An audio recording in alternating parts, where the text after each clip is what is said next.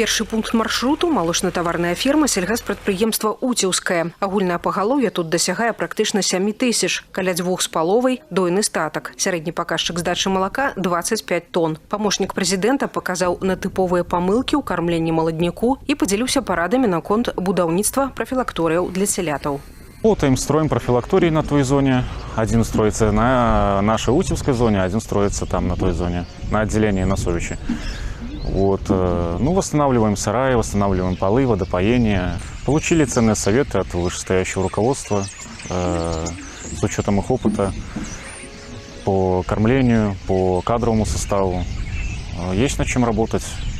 Приняли к сведению, будем дорабатывать. Далей да пытанняў адукацыі і сацыяльнай падтрымкі. На базе Уцеўскай сярэдняй школы з 2015 года дзейнічае вучэбная бізнес-кампанія «Гаспадар». Школьнікі забяспечваюць садавіной і гароднінай уласную сталовую і некаторыя іншыя навучальныя установы. Кіраўнік агледзеў прышкольны участак і высока ацэніў узровень ландшафтнага дызайну ў двары навучальнай установы. Это не только для удешевления питания. Еще наши дети получают огромный опыт.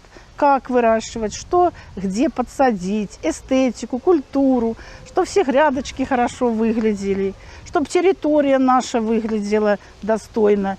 И благодаря вот такому труду всех учеников, педагогический коллектив, техперсонал, мы по итогам конкурса благоустройства ежегодно занимаем призовые места. Прыемны кранальны момант візіту удзел у рэспубліканскай акцыі «Збяром партфель першакласніку». Карысныя падарункі з усімі неабходнымі для вучобы прыладамі ўручылі 7 будучым школьнікам. Нам удачі базувати і учобу на ура. Да якої правозайці на уроці нам пора. Завершальны блок рабочай паездкі «Дыялог з насельніцтвам». Юрый Валяваты правёў прамую тэлефонную лінію і асабісты прыём грамадзян. Адной з самых няпростых стала гісторыя Александра і Сафіі Адыгамавых. Муж грамадзянін Беларусі, а яго жонка прыехала з Расіі і мае від на жыхарства ў нашай краіне. Маладыя бацькі сутыкнуліся з бюрократычнай перашкодай. У прызначэнні выплат на дзіця ім адмовілі. Памочнік прэзідэнта дэталёва паглыбіўся ў прававыя нюансы сітуацыі, каб дапамагчы сям'і знайсці рашэнне. Нас заверили, что вопрос этот постараются решить, естественно, чтобы мы не остались без соцподдержки.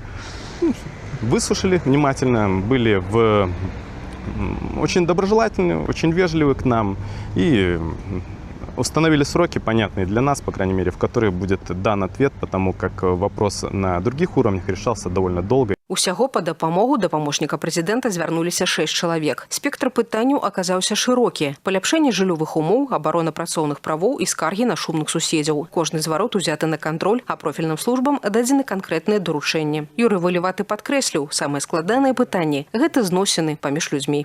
Научить людей жить в мире и согласии. Научить людей ценить то, что мы имеем сегодня. Это мирное небо на этом клочке земли под названием нашей республики, Беларусь, наша Родина.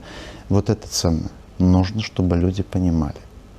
Нужно, чтобы люди ценили то, что имели. И чаще задумались над происходящим вокруг.